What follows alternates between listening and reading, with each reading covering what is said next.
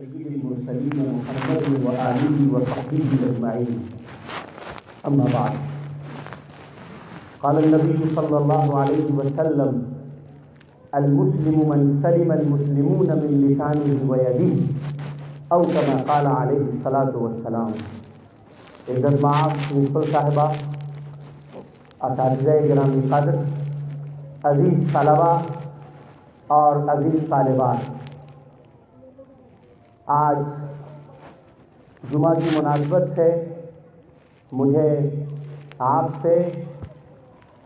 چند باتیں کرنے کے لیے مکلف بنایا گیا ہے، اور جو نسل ہمارے سامنے ہے، جو سامعین کی تعداد ہمارے یہاں ہے، اس میں اکثریت ان نونہالان قوم کی ہے جن کے متعلق کسی نے کہا تھا ابھی ننھا سا پودا ہے، بڑا ہوگا تو پھل دے گا. یہ وہ نونہالیت یا آپ کی معصومیت ہمارے سامنے آفروکش ہے، نظر آ رہی ہے، دیکھ رہا ہوں میں. مجھے آپ کے اس سادگی پر اس شاعر کا ایک شعر یاد آ رہا ہے کہ اس کی معصوم اداؤں پہ نہ جانا اے دل، سادگی میں بھی قیامت کا ظہور ہوتا ہے. بہرکیف بہت مبارکباد کے مستحق ہیں آپ کے والدین کہ انہوں نے تعلیم و تربیت کی غرض سے آپ کو کم عمری میں ہی کسی ایسے ادارے میں داخلہ کرایا جس کا مقصد تعلیم اور تربیت کے ساتھ اخلاقی اور روحانی تربیت بھی ہے. اسی اخلاقی اور روحانی تربیت کی ایک کڑی کی حیثیت سے میری یہ گفتگو ہوگی. میں نے حدیث پاک پڑھی ہے جس کا مفہوم یہ ہے کہ سچا مسلمان وہی ہے، خداوند قدوس کی نظر میں ایک مسلمان وہی ہے. اسلام جس کا مطلب یہ ہوتا ہے کہ submission to the will of the God, Allah کی حضور میں اور اللہ کی بارگاہ میں اللہ کے احکام کے سامنے اپنی خواہشات کے سر تسلیم کرنے پر وہ مجبور ہو، اپنی خواہشات کو خداوند قدوس کے حکم کے سامنے جھکا دے. یہی اسلام ہے، اور اس اسلام کے ماننے والے مسلمان کہلاتے ہیں. لیکن مسلمان کی سچی تعریف یہ ہے کہ وہ مسلمان ہو سکتا ہے جس کی زبان سے، جس کے ہاتھ سے دوسرے مسلمان محفوظ ہوں. یہ وہ بنیادی نقطہ ہے، یہ وہ اصل حقیقت ہے جس کی ترجمانی کے لیے ہمیں اپنی ذاتی زندگی سے زیادہ کوئی اور موضوع نہیں مل سکتا. لہذا اگر ہم طالب علم ہیں تو ہمیں طالب علم کی سطح پر یہ سوچنا چاہیے کہ کہیں میری زبان سے، میرے الفاظ سے، میرے ہاتھ سے، میرے پاؤں سے، میرے حرکات سے، میرے سکنات سے، میرے چلنے اور پھرنے سے، میرے ہر طرح کے عمل سے کسی کو تکلیف تو نہیں پہنچ رہی ہے.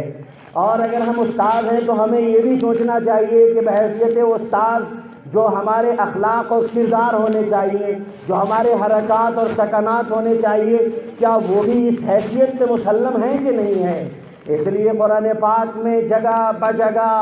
اور یہ ہدایت جب دی گئی کہ کس طرح سے سماجی زندگی گزاری جائے، تو پھر اللہ تبارک و تعالیٰ کے آخری پیغمبر نے جب اس پر یہ آیت نازل ہوئی کہ اليوم اکملت لکم دینکم واتممت علیکم نعمتی ورضیت لکم الاسلام دینا، یہ بات کہہ دی گئی کہ یہ دین آج کے دن تم پر مکمل کر دیا گیا، اور یہ دین سب سے بڑی نعمت کی شکل میں مکمل کیا گیا. جس دین کو نعمت کہا جائے، جس دین کو سسٹم آف لائف کہا جائے، جس دین کو کامل اور مکمل شامل نظام حیات کہا جائے، اس دین میں کسی طرح کی اخلاقی بے راہ روی کو برداشت کیا جا سکتا ہے؟ کیا مورل ویلوز کو گرتے ہوئے دیکھا جا سکتا ہے؟ حضرت ابوبکر صدیق رضی اللہ تعالیٰ عنہ نے ڈنکے کی چوٹ پر اور اس وقت کے کفار اور مشرکین کے نرغے میں پھنسی ہوئی پوری انسانیت قوم کو مخاطب کرتے ہوئے اور اپنی ایک مٹھی بھر جماعت جس کی جب گنتی کی گئی 3 مرتبہ گنتی کی گئی تو مدینہ منورہ میں سوائے 1500 مسلمانوں کی تعداد اور کہیں سے نظر نہیں آئی. اس مٹھی بھر مسلمانوں کے بیچ میں حضرت ابوبکر صدیق رضی اللہ تعالی عنہ نے فرمایا تھا اَيُنْقَصُ الدِّينُ وَأَنَا حَيٌّ، کیا ہمارے جیتے جی دین میں کوئی نقص پیدا کیا جائے، دین کے احکام کو توڑ مڑوڑ کر پیش کیا جائے، مذہب اسلام کی نمائندگی غلط طریقے پر کی جائے اور ہم زندہ رہیں، یہ ہماری زندگی کے اوپر شرمندگی کا ایک سب سے نمایاں نشان ہے. کہ مذہب ہمارے سامنے رسوا کیا جائے، لیکن آج افسوس کی بات یہ ہے کہ ہمارے قول و فعل سے مذہب اسلام کی جو درگت ہو رہی ہے،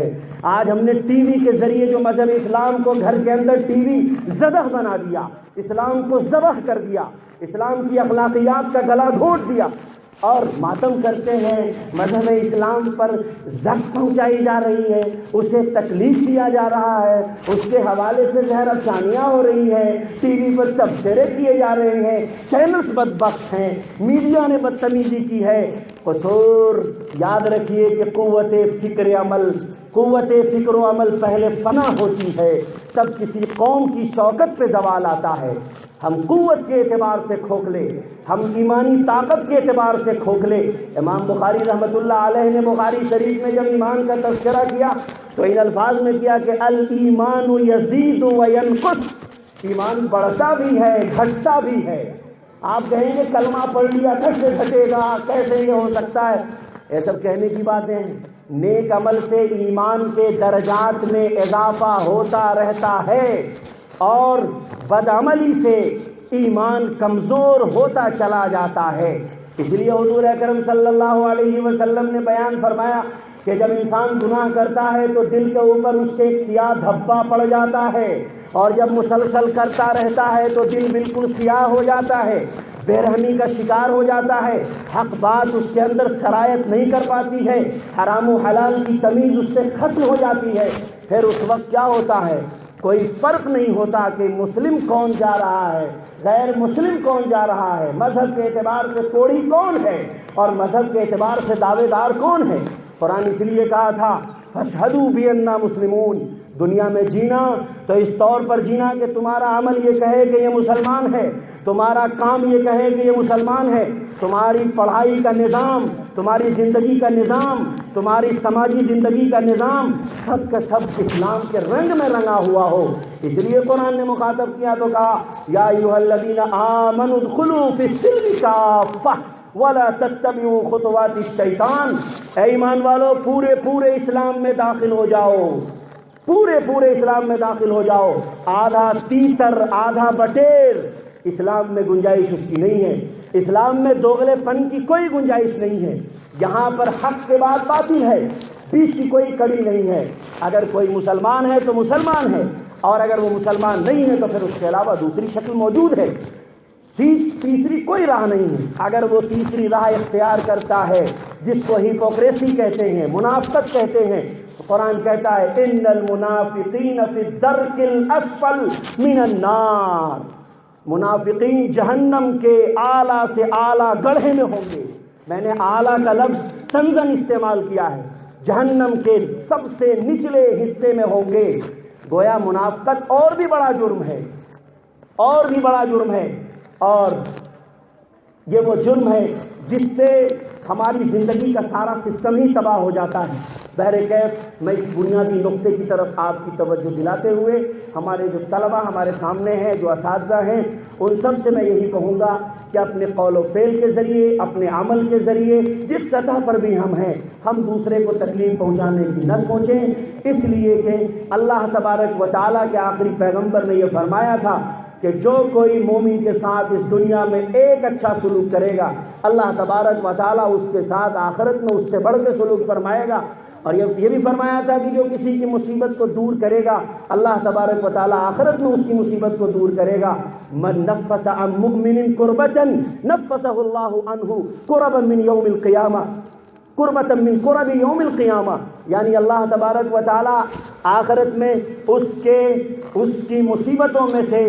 اسی کے مقابلے مصیبتیں اس کی کم کریں گے جو دنیا میں کسی کے ساتھ اچھائی کا سلوک کرے گا۔ لہذا اس بنیادی نقطے کو ہم سب اپنے دل میں جگہ دیں اور یہ سوچیں کہ اگر ہم مسلمان ہیں تو مسلمان ہم ہر جگہ ہیں، آفس میں بھی مسلمان، دفتر میں بھی مسلمان، اسکول میں مسلمان، کلاس میں مسلمان، دروازے پر مسلمان، سڑک پہ مسلمان، جلسے میں مسلمان، ہر جگہ مسلمان ہیں، اور اگر نہیں ہے تو ہمیں مسلمان کا مظاہرہ کرنا چاہیے۔ اللہ اگر توفیق نہ دے